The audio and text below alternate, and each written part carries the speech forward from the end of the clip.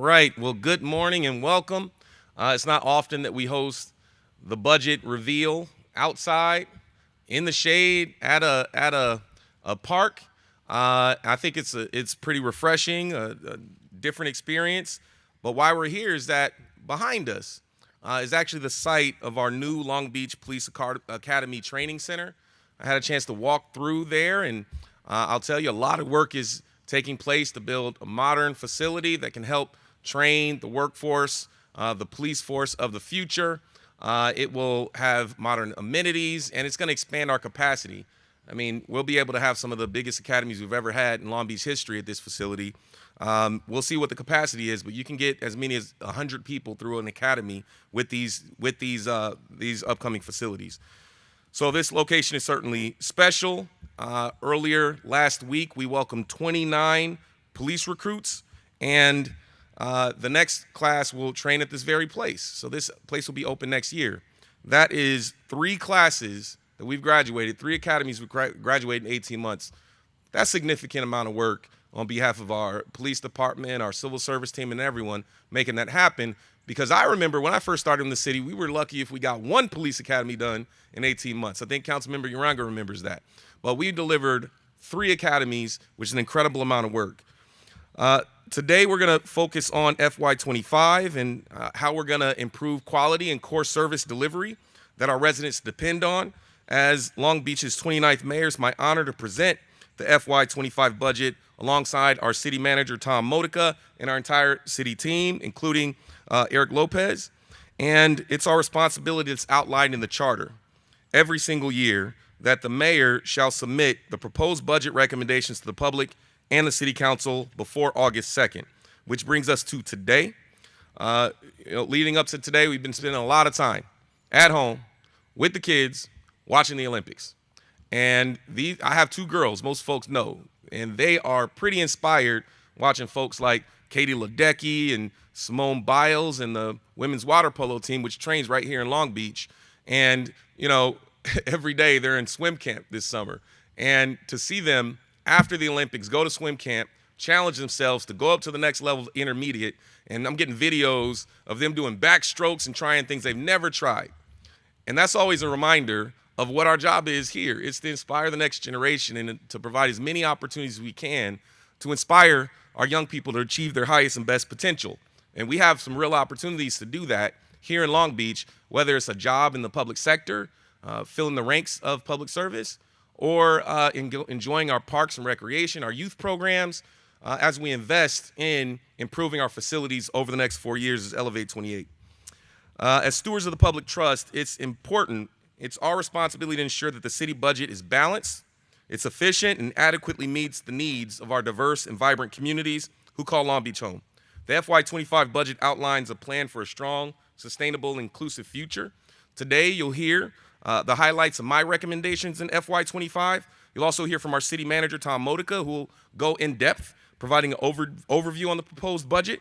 And then you'll also hear from Public Works Director Eric Lopez on updates on our exciting progress on our Elevate 28 capital improvement plan. So I want to start just by simply highlighting some of the challenges and the opportunities ahead. For decades, Long Beach has provided critical services using revenues generated from local oil production activities.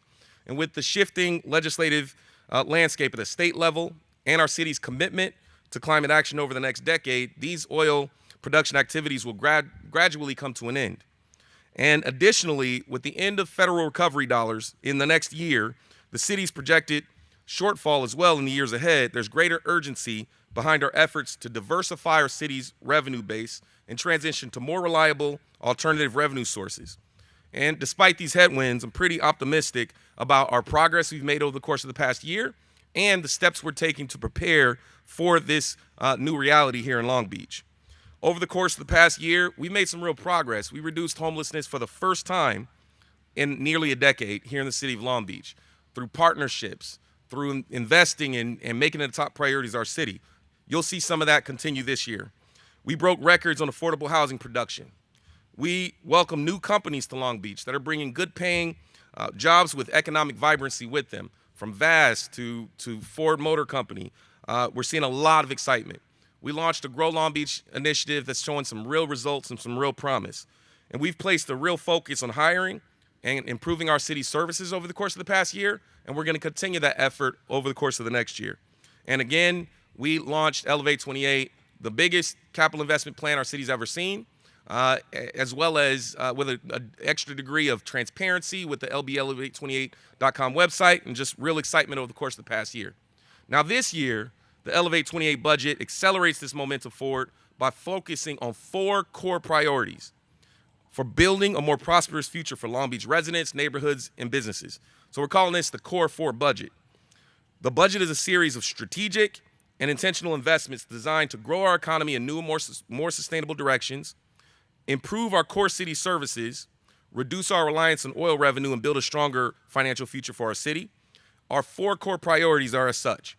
1, expanding and improving core city services, optimizing our city's capacity for growth and revenue growth, connecting our community to opportunities.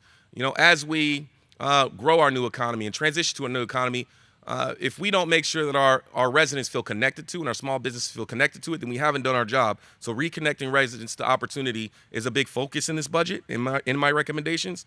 And then continuing our focus on the environment and climate. So let's talk about how we're going to improve core city services. When we meet with residents and neighborhood groups all across our city, we often hear about the need to place a bigger focus on keeping our neighborhood clean, improving our sidewalks, keeping our streets in good condition, keeping our neighborhoods safe. And so I'll tell you, we've heard you, and we continue to hear you loud and clear. This budget is a part of FY25. We're placing a deeper focus on improving quality, visibility, responsiveness of our city services. So every resident in every neighborhood has access to the resources that they need to live with dignity and peace in mind. Here are some investments that are helping to protect public safety services, address affordable housing and homelessness, and ensure clean and vibrant neighborhoods for our family.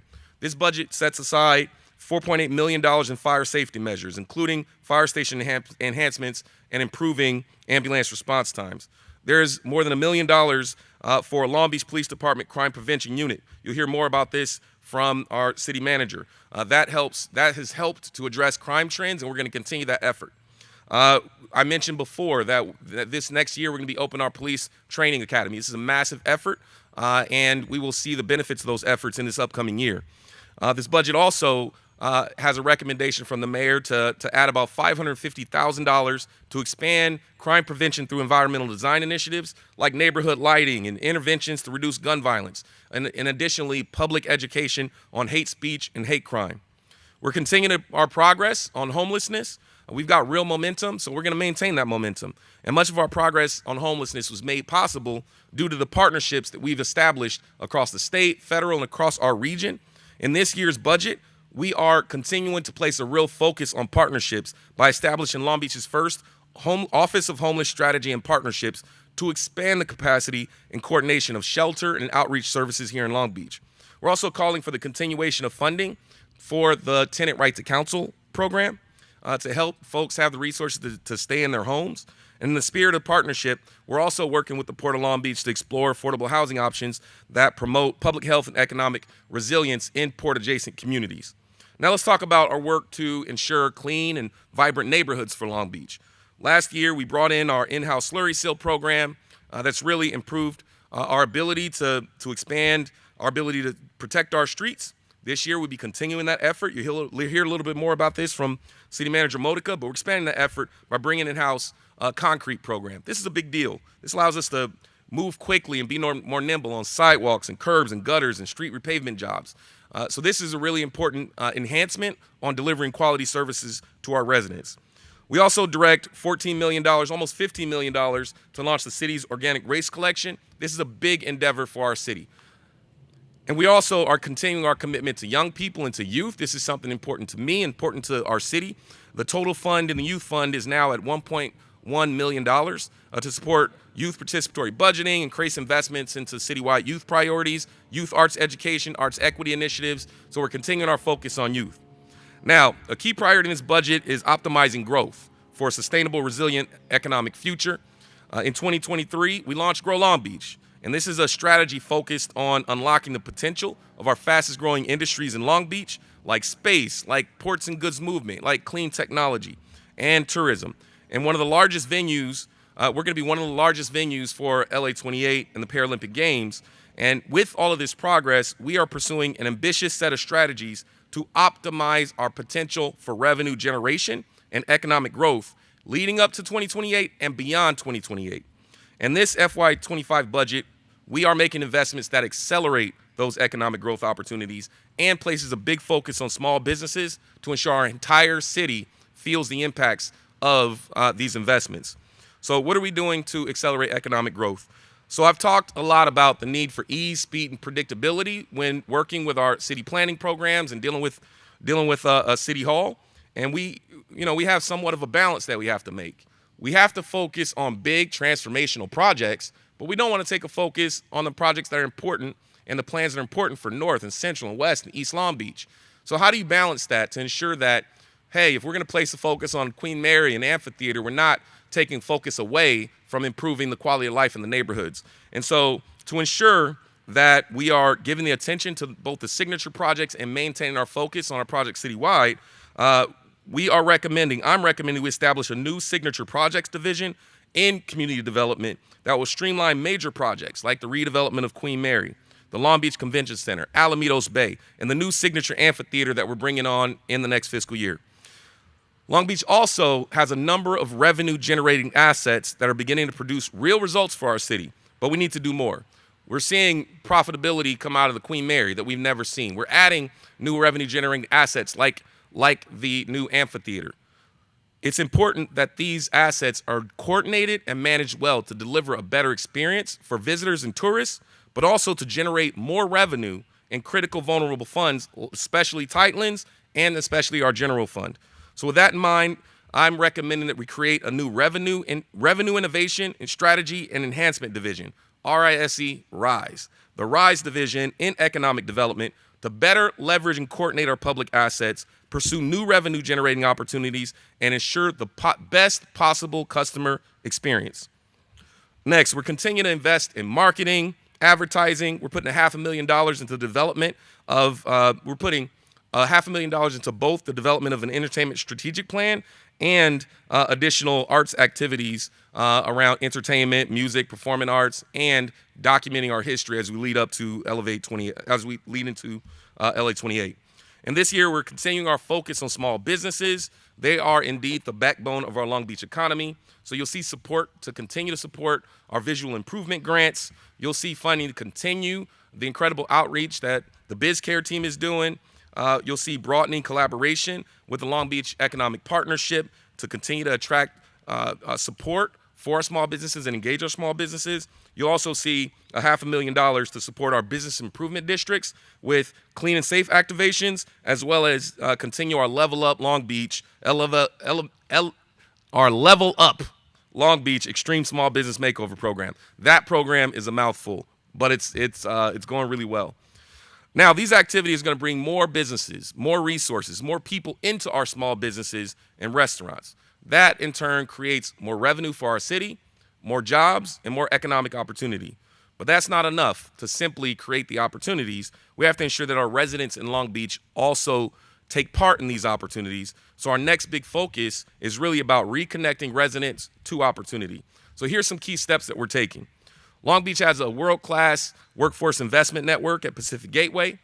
And with the changes to our economy and the new emerging economy we have in Long Beach, it's time to revamp and modernize Pacific Gateway to better prepare our local residents for opportunities to work not only in the new economy with space and goods movement, but also in the public sector. And to ensure that our communities that have historically been left out of opportunities are included, I'm recommending that we restructure this organization to the Long Beach Workforce Investment Network. So no longer Pacific Gateway Workforce Investment, LBWIN, with a real focus to align its missions and its objectives to connecting as many Long Beach residents to opportunities of the future and opportunities in the public sector. So we're taking big steps to modernize. We're already taking a lot of steps to modernize our hiring and civil service systems and establishing local preferences for public sector union jobs in city government.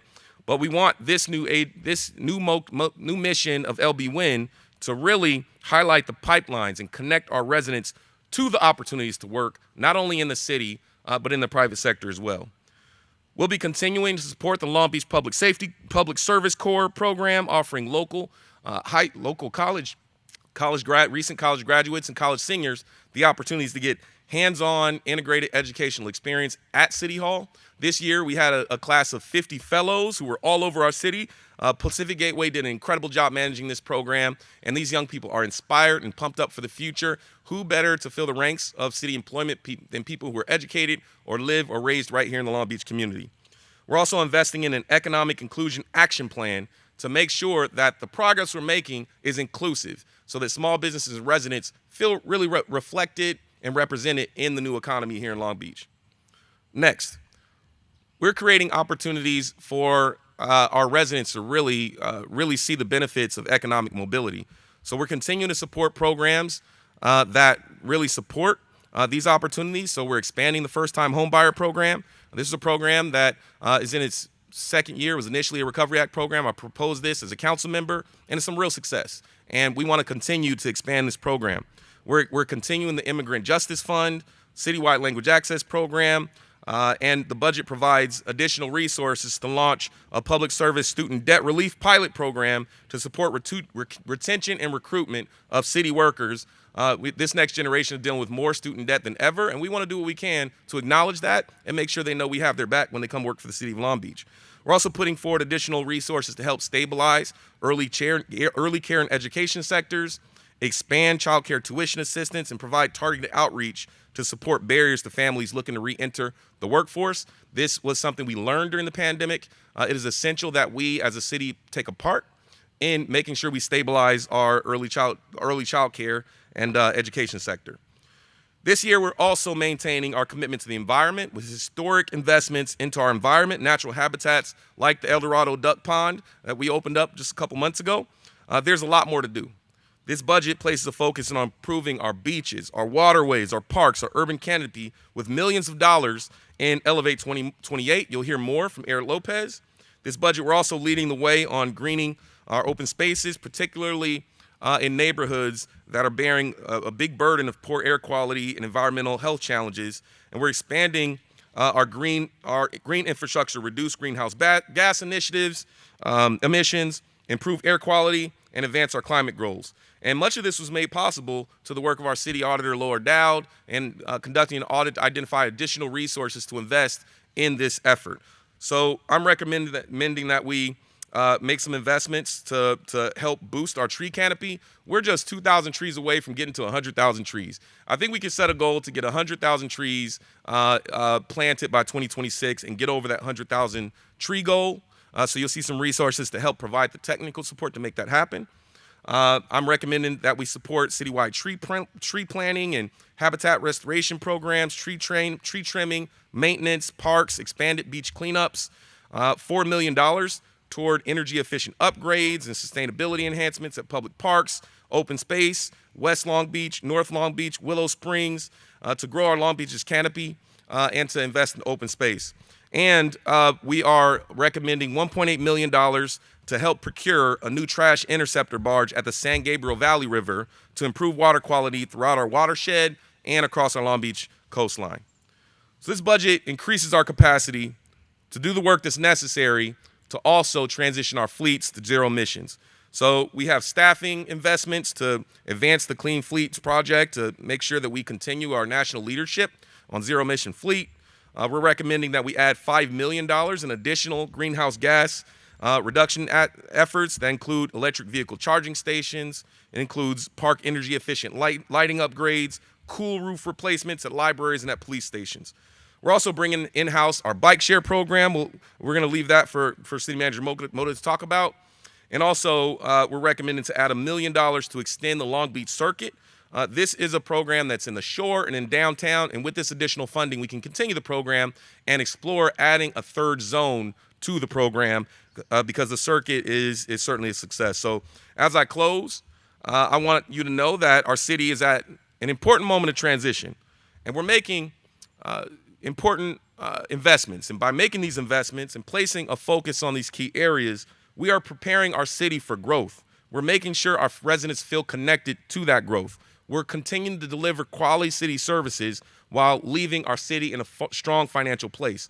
So these were highlights. This is the core 4 budget. So to provide a holistic picture of the budget, I'm going to invite the manager up, Tom Modica, to the podium to walk us through the FY25 budget. Thank you.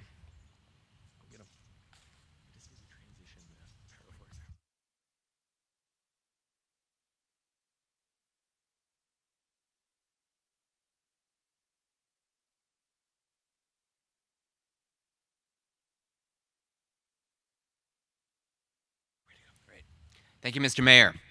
So we're excited to be here today. This is one of the most important things the city does every year is create its financial plan with input from the community to be able to really lay out our priorities and our fiscal priorities for the next coming year. And so we're building on a really great base of things that have happened in the past year, just to give some tangible examples of where those dollars go.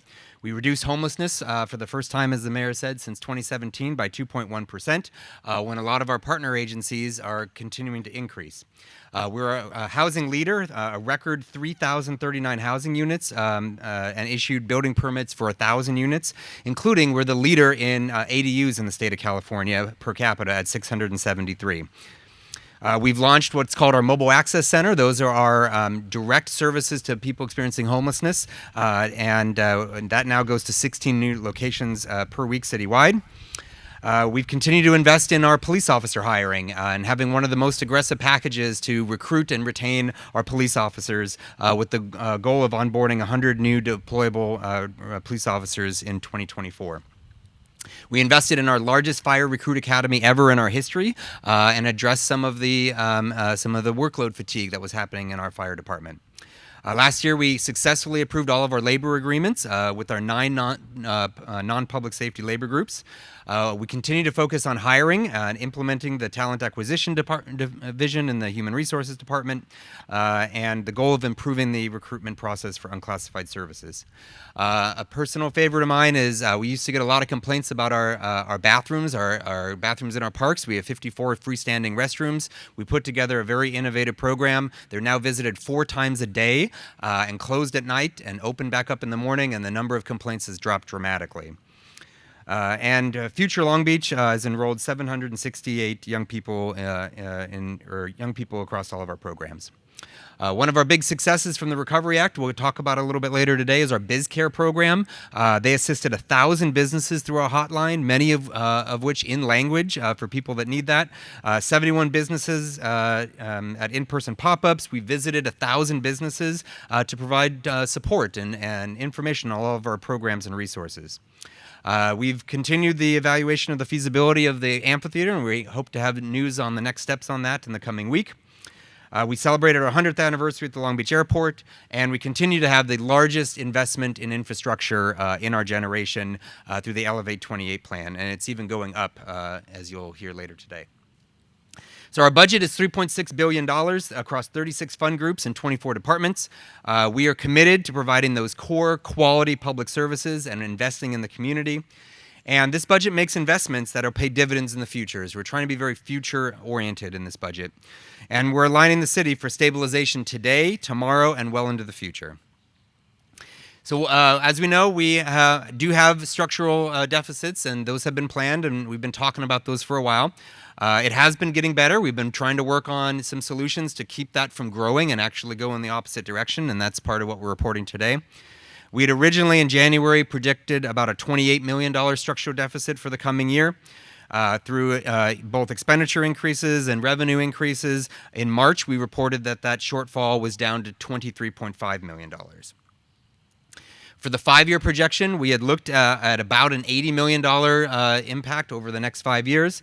In the last coming months, looking at a number of different revenue assumptions and cost expenditures, we're now looking at about $61 million over the next 5 years. So still something serious we need to pay attention to, but it is getting better.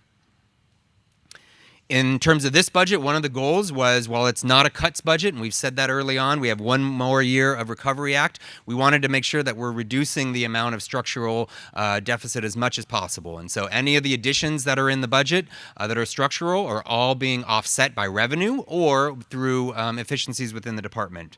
And so it's actually improved from that $23.5 million deficit. This year is actually going to be 20.3. And then using one-time dollars to be able to invest in some of the things that we hear from our community. So about $10.4 million in one-time investments. The mayor mentioned this a little bit on oil, and so we're planning and getting ahead. We know that oil is not in our future, and we need to make sure that we're not relying on it in our operating budget. If oil dollars do come in, as we have these, these abilities to come in, we're going to use them to pay down debt, for one-time dollars, for capital projects. But over the next 5 years, we're planning to come off of oil in the general fund. One of the big things that's happening this year is the conclusion of the Recovery Act. That was a once-in-a-lifetime opportunity. We ended up receiving $296.9 million in Recovery Act dollars. The city's allocation, just to put that in perspective, the direct allocation was about $130 million, but through grants and through all of the different operations and all of our work, we brought in almost $300 million, which is larger than many of our city budgets around us, our neighboring cities. And so we've supported more than 80 programs. We put that money not just into the city's budget. That was only a small portion of it. We put most of it into residents and help them recover, and into businesses and help them recover, and that's really paid off. But some of it had been used for our city deficits to prevent service reductions. It was supposed to be about 2 years. We managed to stretch that to almost 5 years. But that money is coming to a close in December of 2024, and so we are planning to conclude most of those programs, and then any additional savings would be able to help us with any future deficits.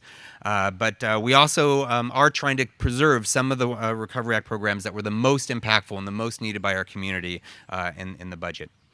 A couple of the examples of those is our, you see on this list, our Be Safe program. We have been investing in business services equity to be able to work on purchasing with our local businesses. We want to keep that.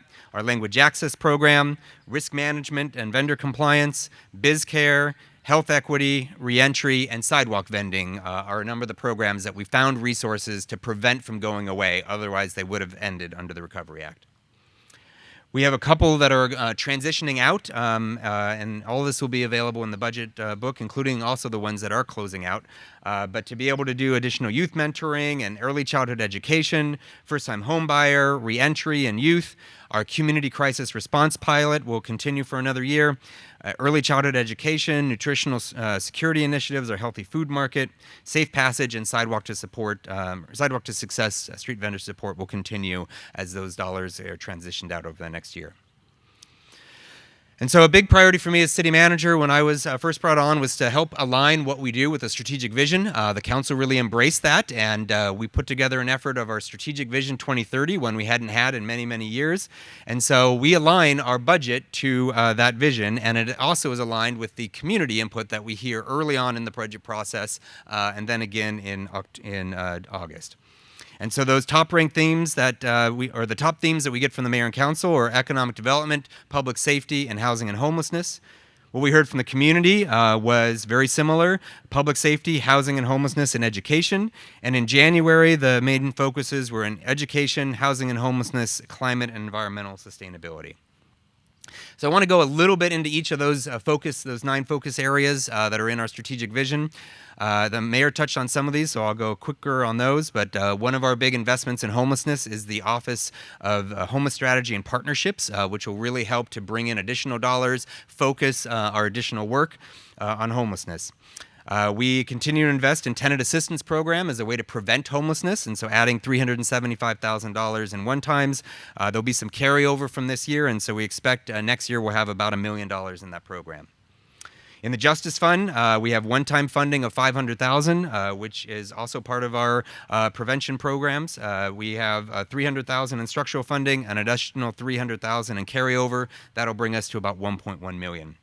We're investing in some planning for housing policy. We also are investing in 2 new positions that will help us with mostly citywide park cleanups in homelessness as we continue to work on offering services, but then also making sure that parks are usable for everybody.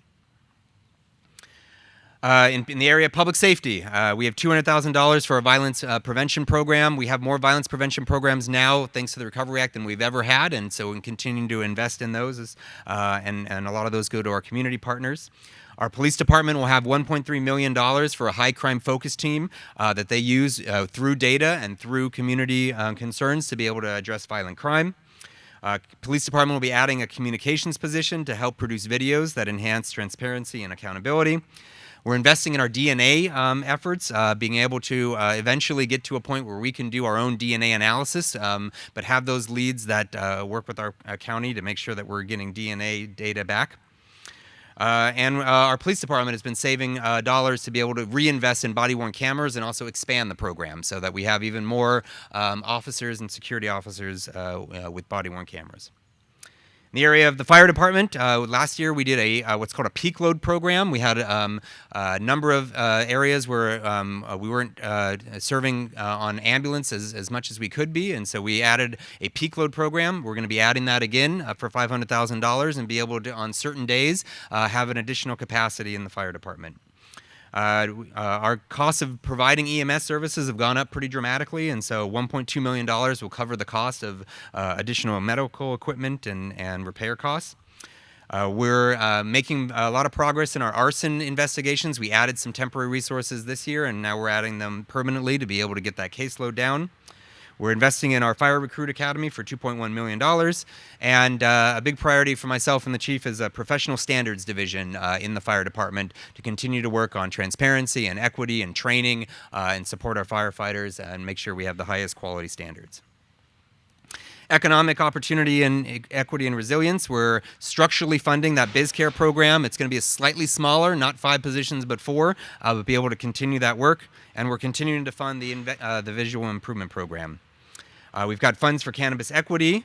We are investing in a revenue opportunity to advertise on our city vehicles, particularly our refuse vehicles.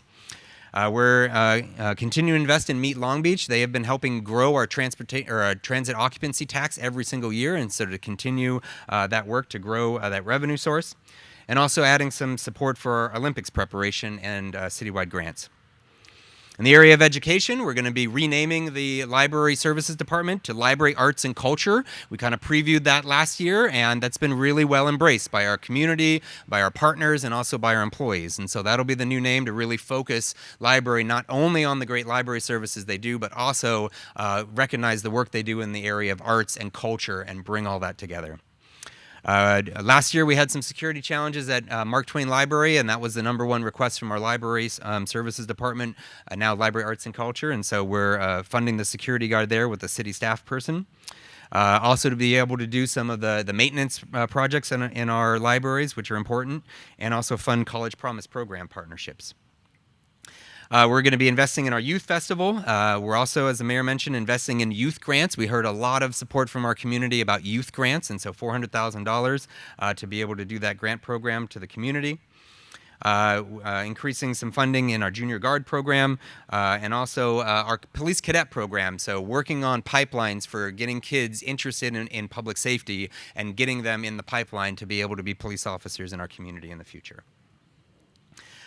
We have a lot of other programs in the budget. Just remember, these are the ones that we're talking about enhancing, but we really have a big focus on youth and the youth fund and youth investments, so there's a slide on those as well. Environmental sustainability and climate. One of our big investments this year is really investing in EV infrastructure. There's some very aggressive goals in the state of California to get cars that are city fleets to 100% green power. We're one of the leaders in the state, and we've been doing this work for many years, but there's a lot of infrastructure that needs to be done. We're going to be investing money in a number of trucks and vehicles. Another one that's kind of neat is we love our Trees on the Bay. That's a long storied tradition. I'm not sure anyone noticed, but we piloted one last year just to see if anyone would notice, and did it with LED lights that were solar powered instead. And now we're going to be transitioning all of them to LED solar lights. That's a great way to both save energy and also help get those trees in the bay out quicker as well.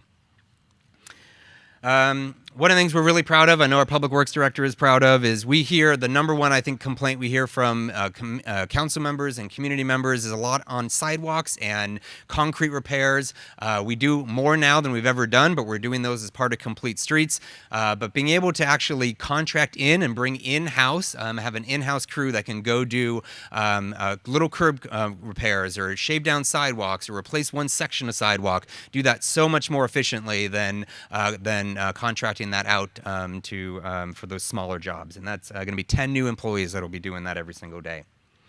We're investing in West Long Beach streets, bring that to the west side, and really activate on the West Long Beach streets program. We've got money for transportation safety improvements. We're adding parking control checkers so that we have additional support in everything from our preferential parking districts to our parks to nighttime shift to be able to deter illegal parking. And we're also looking to contract in our bike share program that's currently contracted out, and we've got one of the biggest bike share programs in the nation, and so be able to do that with city employees and provide even higher level of service. In the area of health, behavior, and wellness, we are investing in health equity officer position and public health professional for the health equity program, investing in our human dignity program and preserving that program, which otherwise would have lost its funding. We're investing in the sidewalk vending program for about $300,000, and that's part of the ordinance that the council passed.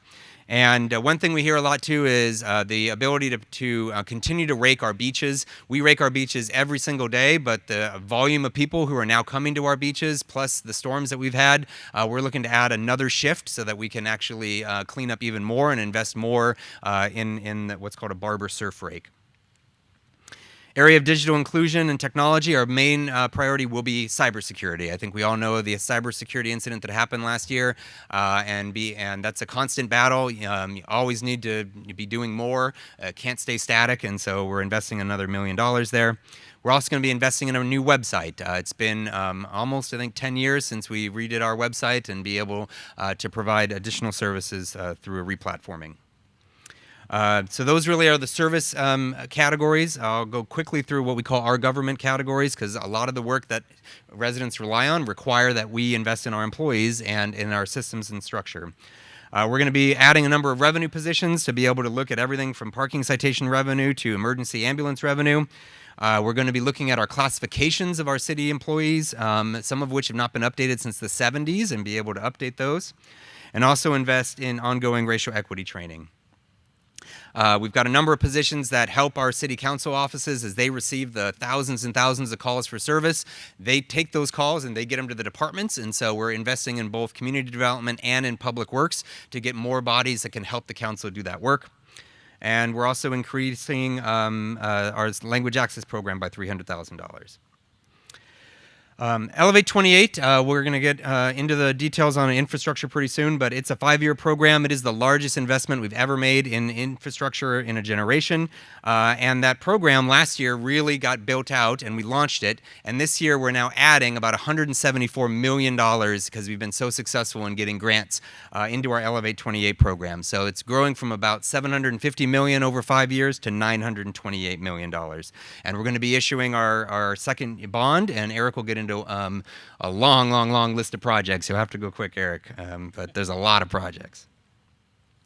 A big focus of this budget is maximizing and protecting revenue streams. So obviously we've got fiscal challenges coming up.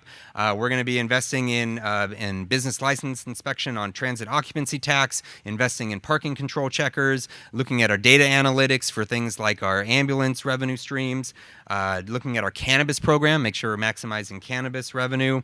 We're adding a business service equity officer to be able to focus on revenue recovery, and also business license inspector programs. Mayor's talked about this a lot, but we have two major areas for opportunity of innovation. One is our streamlining our hiring, taking our existing employees in both civil service and HR, putting them together and being as best as we possibly can to increase the rate of hiring, increase preferences for our local residents, and bring that talent into Long Beach and lower our vacancy rate. And then, of course, investing in our oil platform, oil futures, and what that looks like for us as a future. Grow Long Beach, we've talked a lot about that. That's a multi-year program with 52 different ideas on how to raise revenue, so continuing work there. And then also next week, please pay attention. The council is going to be considering a local ballot initiative that could be put in front of voters. Obviously, we're facing some tough times coming up, and what we hear from our community is they love the services we provide. We want to be able to provide residents a choice, so they'll have a choice at the ballot box to invest in some local revenue measures that could keep things the way they are, or if not, and that's their decision, we would then look at some reductions next year. So again, that's kind of in wrapping up. That projected shortfall is unlikely just to go away. It's not going to be resolved without intervention. We are being proactive. We're thinking about how do we create our revenues that we have control over. We're also going to be offering that ability for residents to make some actions themselves, and then be proactive and keep down costs and address that budget next year. So with the budget timeline, we basically kick it off today. It now transfers from the city manager's proposed budget and the mayor's recommendations to the city council. They are ultimately responsible for passing that budget, for getting the compromise, hearing all the different input, and passing a fiscally responsible budget. And we expect budget adoption or meetings to happen in August and budget adoption September 10th.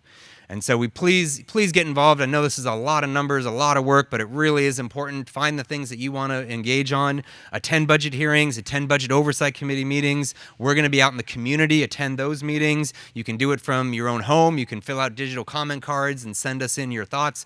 We'd love to hear from you. And so in closing, we're a city of many, many accomplishments. I'm proud to be your city manager and lead this team. We've got an incredible group of elected officials who help set our policy. We are a full-service city who provide a whole bunch of important services. We've maintained resources, invested in core services, and we've got incredible employees who are committed to doing that work that helps people's lives get a little better every single day. I am really proud of our strong fiscal management that starts with our mayor and council setting really strong policies.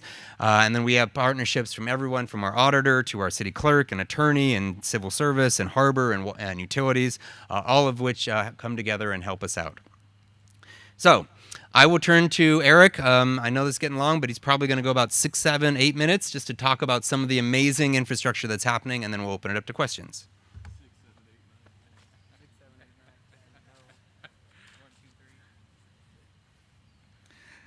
Thank you, Mayor and City Manager. So I was told 15 minutes, then I was told 10 minutes, then I was told 8 minutes, and then now the City Manager said 6 minutes. So I'll do my best here.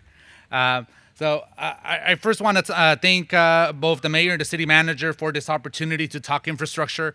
Those of you that know me, I love talking infrastructure. I love talking public works for the city. Even when I'm getting a haircut, or when my kids are playing in the playground, or when I'm taking a jog around the neighborhood. I love when I'm stopped and somebody wants to talk about potholes or tree trimming or curb and gutter issues or their local community center, etc.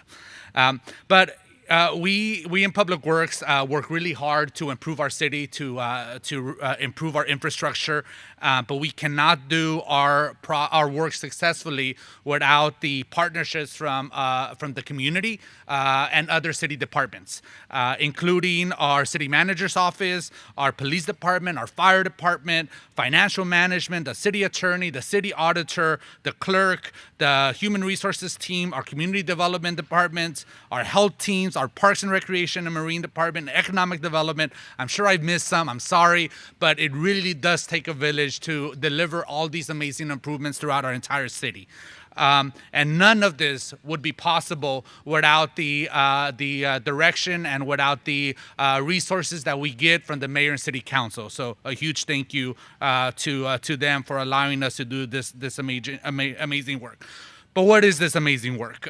So I'm going to highlight a few projects that we did this current fiscal year. We have a lot to be proud of. I'm only highlighting 6. I can highlight hundreds, but I'm only going to focus on these. And I'm going to start with just some of our street improvements. From the top left, we have the Market Street and Long Beach Boulevard intersection. All of Market Street has been completed.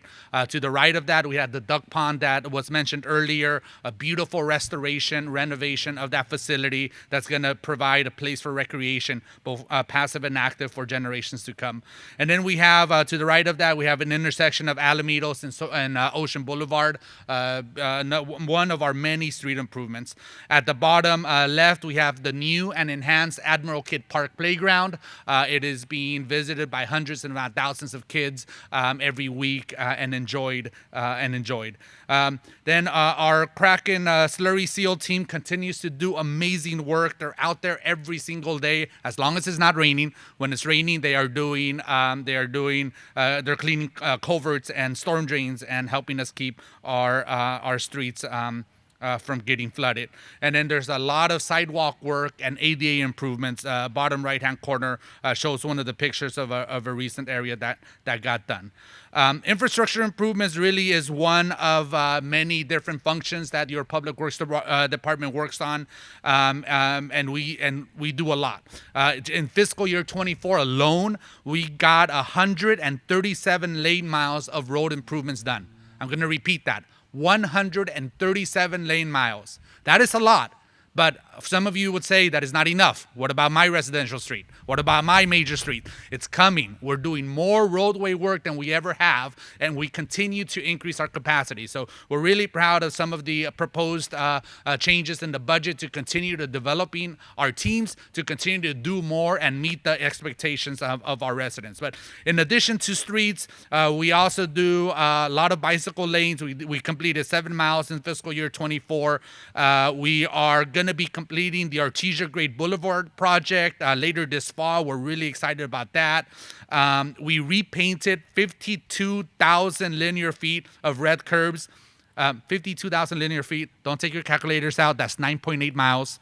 And then we also slurry sealed 9 million square feet of asphalt. So keeping our streets improved. We did improvements to the Queen Mary, and we installed 600 new ADA compliant ramps, repaired $4 million of sidewalks, repaired over 50,000 potholes. We're coming. There's more out there. We trimmed 20,000 trees, removed 300 tree stumps, planted 140 trees, replaced 3,300 traffic signs, and much, much more. This year, as part of the FY24 budget, we're also looking to complete 7 park improvement projects, 6 public facilities, 3 beach improvement projects, and 1 parking facility projects as well. I'm going to go quickly through some of these pictures. Just shows the transformational work that our teams do every day. A picture truly is worth 1,000 words. And whether it's an alley, whether it's a local street, whether it's a sidewalk or a curb ramp, we continue to do more right-of-way improvements, including street work, than we ever have. And we're really proud of our teams. And when our teams get to your neighborhood and complete the project, you can tell the difference. It really is amazing to go from a dilapidated infrastructure to a nice renovated one. As we continue to work on our street improvement works, we also continue to building our teams. We mentioned earlier, and we're gonna continue to do this work. I did want to highlight that we did just recently receive an award for the Loins Drive project and our balance of different users of the public right-of-way, from bicyclists to pedestrians to vehicles. And so I'm really proud of the team for the work that they put in on all of these major corridor projects.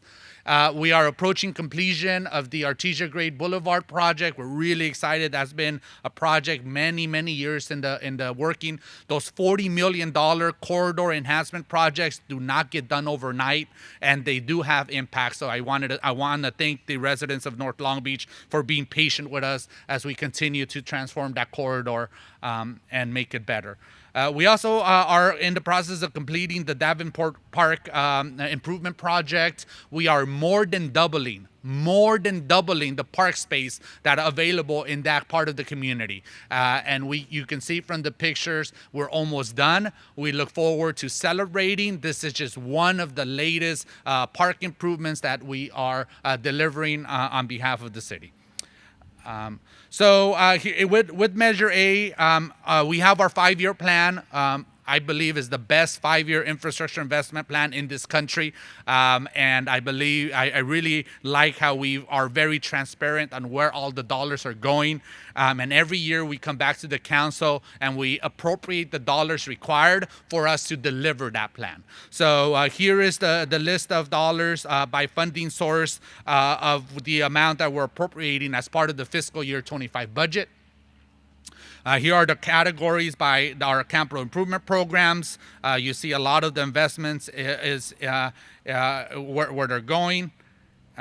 Here is the investment categories. And then here's our map. Here's what shows where all of our projects are located. Over 170 total projects. Over 170 total projects to date. That is increasing as we continue to be successful leveraging our local funds and bringing in more state and federal dollars. The number of projects sometimes do increase or get bigger from an overall financial investment standpoint. So the big change that was mentioned earlier this year is that we are adding $173 million to the overall plan. And the large majority of that add is from external funding. We've gotten a total of $151 million in external funding. So this is something I'm really proud of, that our citywide teams has been working really hard to maximize the amount of funds we bring in from the state and federal government. And we are being very successful, but there's so much more room there. So leveraging every single local dollar that really helps us to implement the improvements that we need to keep improving our community. So in addition, we do have more applications out there. We have over $1 billion in grant applications pending federal review. So as we are successful in bringing in those dollars, you'll continue to see this plan increase. So what are the projects that we're adding? You see the list here. These are just a few. This is part of the over 170 projects. I believe we're at 178 to be more specific right now. That's been added. And then here's how we're just a breakdown of the difference and where you see the 173 million.